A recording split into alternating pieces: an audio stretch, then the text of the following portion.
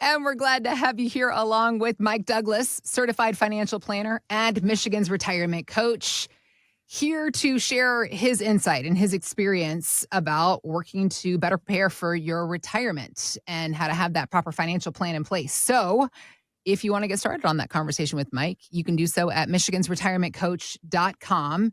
We also have links posted in the show notes, so you can just click there. And don't forget to subscribe to our YouTube channel. Just search Michigan's Retirement Coach on YouTube, and you will find us that way as well. Subscribe, comment. Subscribe, comment, do the Smash things. that like button. Smash that button. I was watching another YouTuber last week, and I heard that because I had not so experienced the actual mash, but they said mash that button. It was an older video. He hadn't gotten caught up to the smash lingo yet. I don't blame him. Yeah. Let's talk about creative genius and how you can't pigeonhole that process. I'm here. I'm ready for it. Yeah. Yes. Can't pigeonhole that process, Mike. No. You just gotta let people be who they are. You gotta let it be. Just let it. See what I did there? I didn't even mean to. I didn't even mean to. Yeah, it just came in. You just gotta let it be. Yeah. Yep. The creative genius and musical genius that is one Sir Paul McCartney. He recently went on the record, everybody, in case you didn't know it. I think he said it, though, before, but I guess it's just kind of hit another news cycle because he was on 60 Minutes and he himself admitted that he cannot read music. Here's what he said. It's embarrassing. I don't read music or write music. None of us did in the Beatles. We did some good stuff, though, but none of it was written down by us. It's basically notation. That's the bit I can't do because I don't see music like that. I don't see music as dots on a page. It's something in my head that goes on. You can't hold back that creative process. Mm-hmm. This is interesting for you because did you finish college? Did you graduate college as a jazz musician? Was that your major? So it was. I finished with a business administration degree. But okay. My first year at Adrian College, I was a jazz piano performance major. So this story always rings very close to home because in the world of music, there's two types. There's two musicians. Yeah. Right. There's the schooled musician and like the fun musician. And I'm saying that from a place of bias because I'm a fun musician, right? Jazz, I mean, talk about something that's not written down on paper. It's literally just whatever comes out of you. And there's oftentimes a large amount of hatred between the two groups. Sure. But so here's what it is. So when I went to college at Adrian College, they said, all right, you can be a jazz piano performance, but you also need to learn how to do classical music. You need to learn how to read music. And I could, I know chords, I know music theory, I know all those things. But when I sit down at a sheet of music and it's got like 9 notes at a time that I have to play and then go on to the next 9 notes, I can't do that. But if you say we're playing in the key of G and we're going to do, just a 1-4-5 progression. Okay, I understand that. And we can just go through, it's called the Nashville number system. And you can just jam. You can hop in with any band and walk through and play with them because you can play by ear. You can understand music where it's going. You can feel where it's going. And you basically just have a chord. They say play a G chord. And then you kind of fill around, do all your other stuff. Okay. Well, almost all pop and rock and that type of music, and even a lot of jazz has that same underlying thing. There's a chord and then it's the other stuff, right? And so as long as you're playing the chord and the other stuff fits within the scale, it's fine. And to what Paul McCartney is referencing, and by no means am I saying, me and Paul McCartney were on the same page with this thing, same level.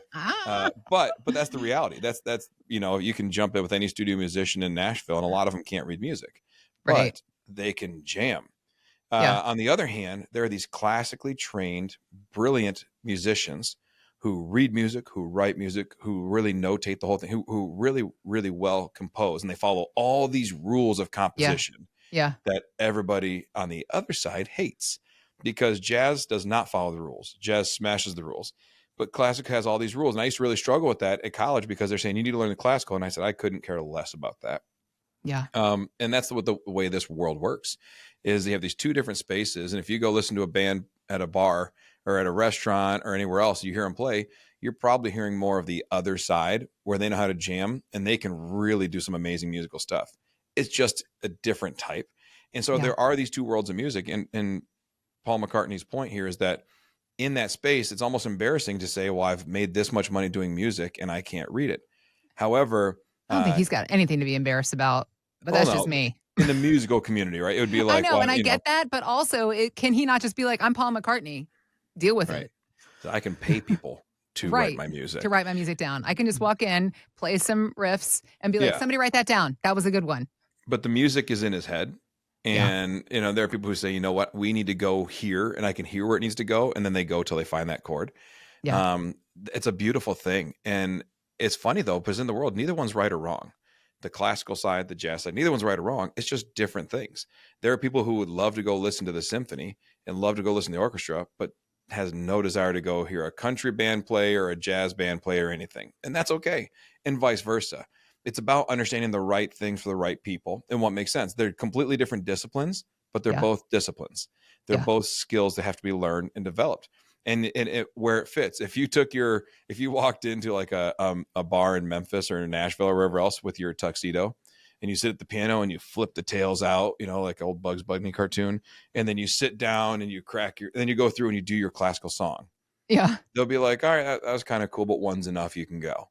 Right. Right. And in the same Yeah. way, if you walk into an orchestra and you start trying to do some jazz, they'd be like, what are you doing here? That we're refined.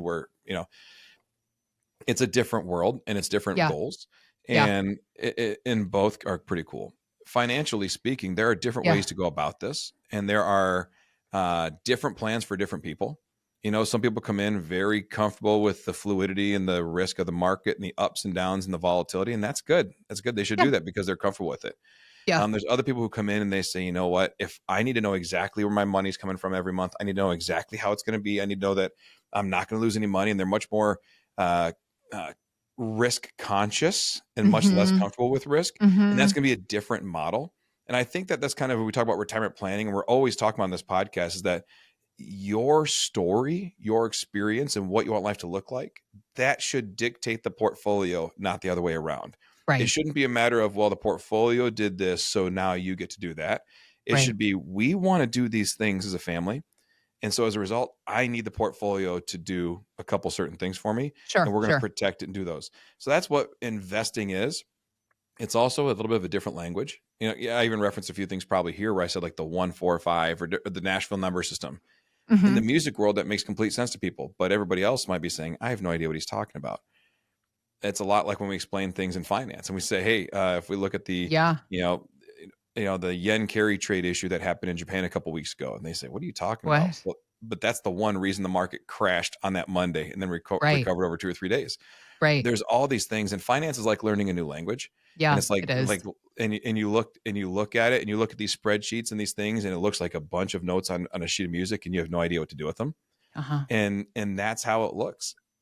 A financial advisor's job is to take the chaos and make it beautiful, right? To take all the different things you've got, these different instruments, because we have 401k or Roth or life insurance or real estate or these different instruments we have. And Mhm. it's to put them on a sheet of music that makes sense for your family. Sometimes for the people, it's gonna be classical, jazz, rock, whatever, but it's your life goals has a certain sheet of music and a song that needs to be played.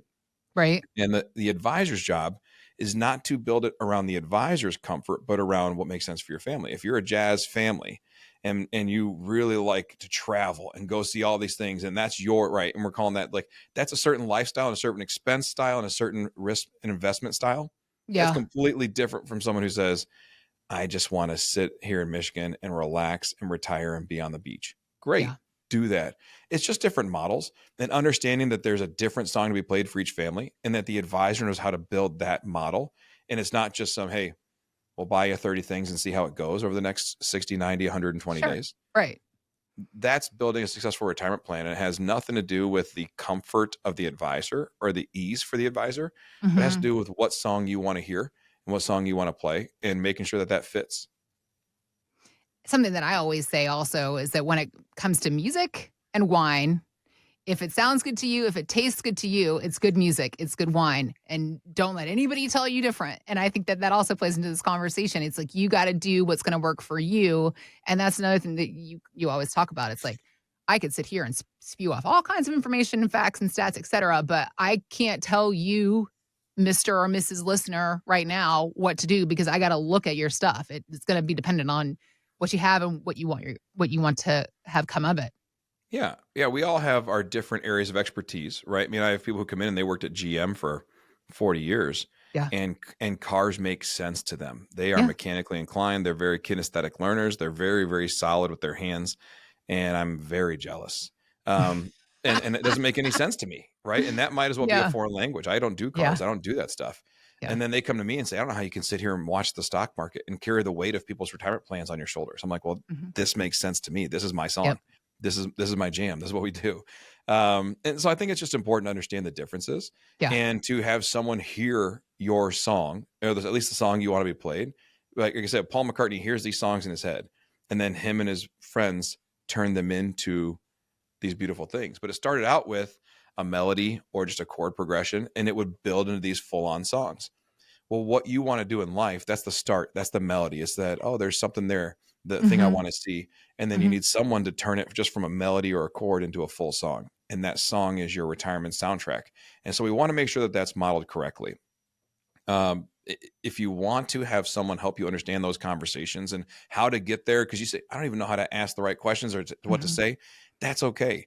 On our website, don't be embarrassed. Don't be like Paul McCartney and say, I'm embarrassed. This is the no embarrassment zone. Safe Absolutely. space. Yeah. Just go to our website, michigansretirementcoach.com.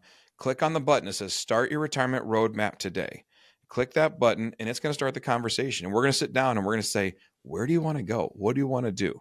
Okay, great. Then we start to understand what you see as the future, and we start building a map to make sure you get there. We start writing those notes out for you.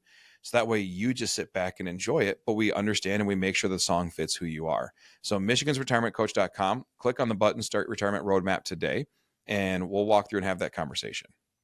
We also have links posted in the show notes, so you can just click there to head to our website, which is, again, michigansretirementcoach.com.